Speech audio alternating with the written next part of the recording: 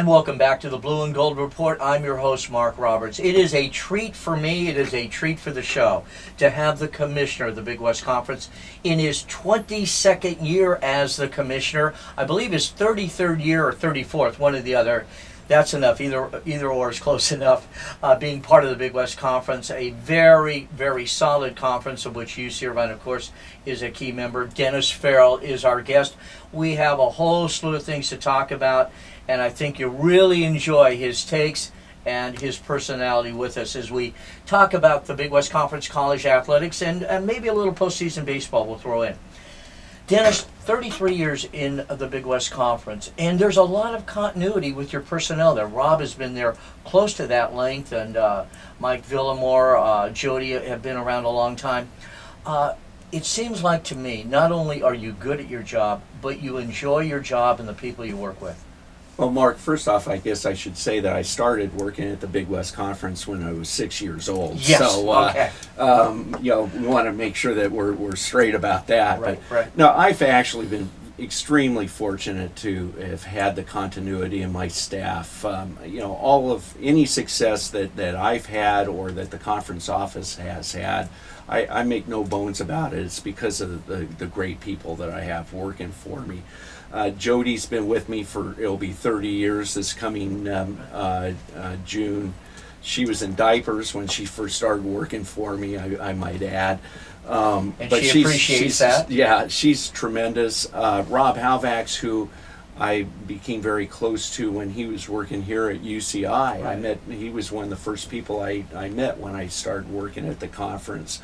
And he is, he's my yang to my yin, I guess, and I don't consider him anything other than a co-commissioner because he's so tremendous, particularly with all the details of our operation and of the conference.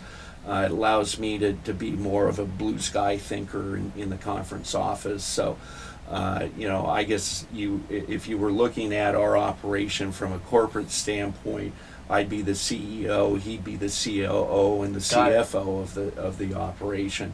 Erica Monteibaro, who's been with me now for I think 13 years, actually replaced Paula Smith, who's the executive associate athletic director here at UCI, and Paula had been with me for 12 years, but Erica's filled in for her and is just beloved by the conference membership. She's so dedicated to her job, primarily in the areas of compliance and governance, that I've been fortunate to have her be a part of my team.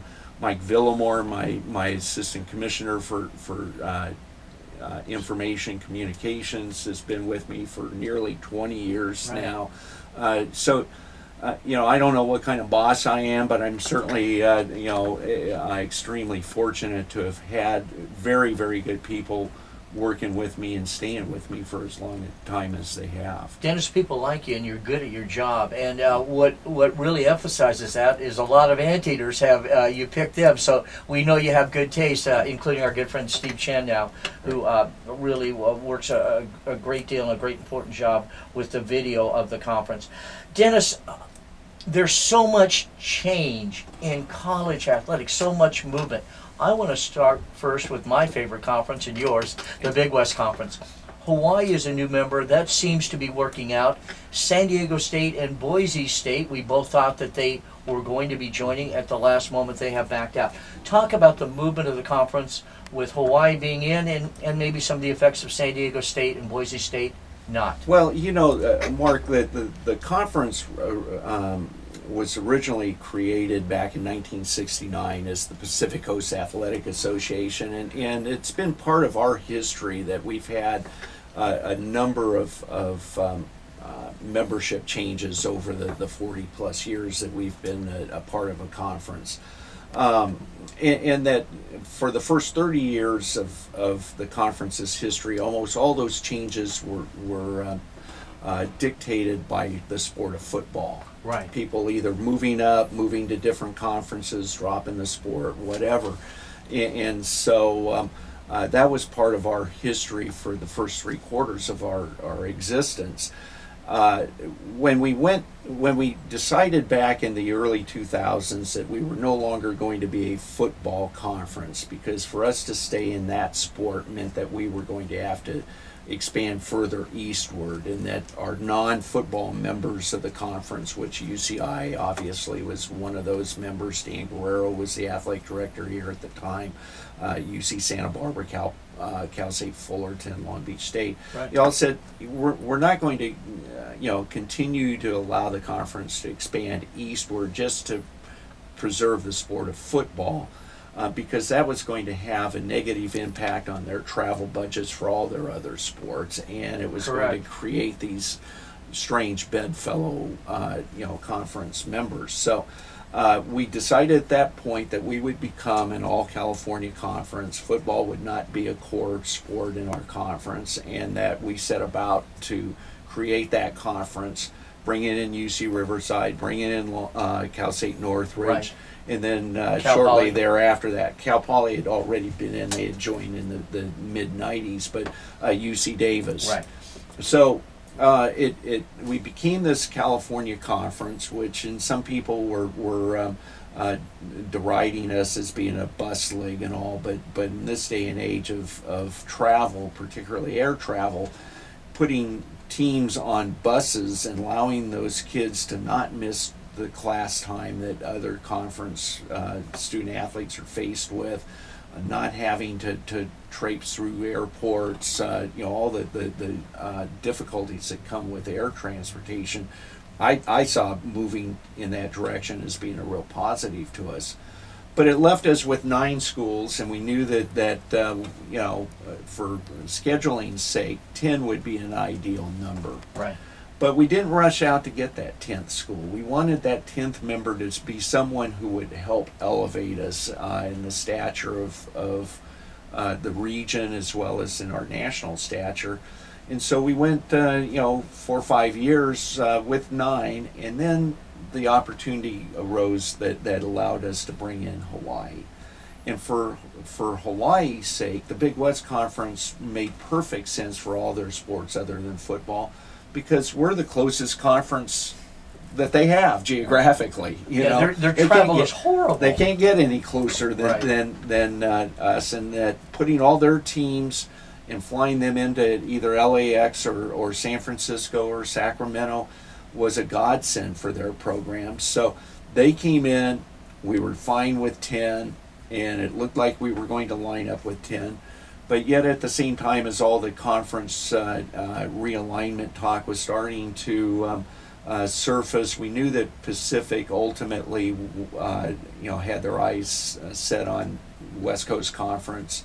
Being a private school, they felt like kind of a square peg in a round hole of being in a public school conference. So when the opportunity arose for us to bring in San Diego State, now not only was it another California school that had some history and tradition with our current members, obviously fit the travel profile, geographic profile, but they also were going to elevate our basketball profile nationally. So we decided, well, okay, we'll go to 11 with the possibility that we would go back to 10 eventually if Pacific ever got their way. And sure enough, 3 or 4 months later, Pacific was invited to join the West Coast Conference. We were going back to 10, and at that point, things happened that presented Boise's membership, and we felt that we had to bring Boise into the conference in order to preserve San Diego State's membership. Gotcha. So that's why we invited Boise State to join. So. Well, as it turns out, Pacific is gone. San Diego State, the last instant, had to go back to the Mountain West and where they are, and Boise State has, I guess for football reasons, decided not to be part of it. But it's still a strong conference. Now, you do have a slot open. I imagine you're going to be very careful, especially with schools going back and forth with saying they're going to be part of something. My God, what's going on in the Big East and some of those schools back there is unconscionable. Yeah. Is there any way, any sanity to to protect a good conference from being bullied, from being held hostage to the almighty dollar, or you know, betting, putting one conference against the other. There's about 25 Division I conference commissioners that wish they had the answer to that question. Yeah. I think in our case, Mark, we look at it from the standpoint that we're back to where we were in December of 2010, before we invited Hawaii to join the conference. The only difference being is that Hawaii is taking Pacific's place in the conference. So again, we're back at 9. Ultimately, I think we'd like to get to 10, but again, we're not going to rush out. We'd like for whoever we wind up bringing in to help raise the profile of the conference in some fashion.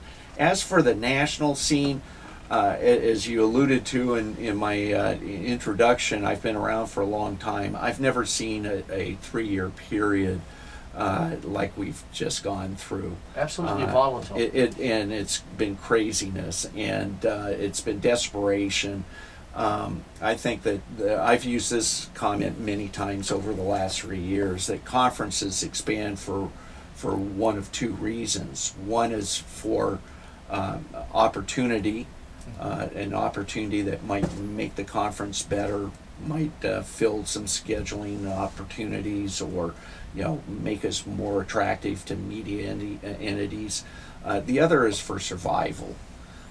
If you look at conferences like the Big Ten, the Southeastern Conference, the Pac-12, those have all expanded because of opportunity. They've seeked the opportunity, whether they think it's going to make them better, make them more money, whatever. It's an opportunity. The West Coast Conference, I think, has expanded for opportunity's sake, bringing in BYU, bringing in Pacific. I like to think that we've been in that position as well, that we have taken the membership moves that we've taken recently for opportunity's sake. There's been times in our history where we've had to expand for survival purposes. But that's the second reason that conferences expand, is for survival. And I think that there's been a lot of that going on as a fallout to all of the dominoes that have been falling in place over the last 3 years, and that conferences are scrambling, and that they're bringing in they're creating some strange geographic configurations for their conference. And it's unfortunate, I think, from a fan standpoint, to see some really important rivalries that have taken a hit because of this. To think that Oklahoma and Nebraska are not going to be in the same conference, Texas A&M, Syracuse and UConn, those types of rivalries that have been so, Maryland, Virginia, those are all really important rivalries that have existed for many, many years, and they're not going to exist any longer. And I think that's sad from a fan standpoint. It is. There's history. The great thing about a college basketball, football, lacrosse, whatever, baseball thing is, the fans remember who won a year ago. In the pros, not really. Remember, there's a champion, but those rivalries cut deep, and there's you're closer to it at the collegiate level, so that is very sad. Well, I follow sports very closely, obviously. Sure. I have to. In that, of the 31 Division I conferences that existed up until a couple of weeks ago, now there's 32 with the Catholic 7 Big East Conference becoming the 32nd conference. I think 28 of the 31 conferences have had some membership change in the last 3 years, either losing somebody or picking somebody up or whatever. The only 3 that haven't are the Ivy League and the 2 historically black conferences. So even I, who track this, can't tell you who's in what conference right now. No, and I've kept a little chart, and it's looking like a spider web now. So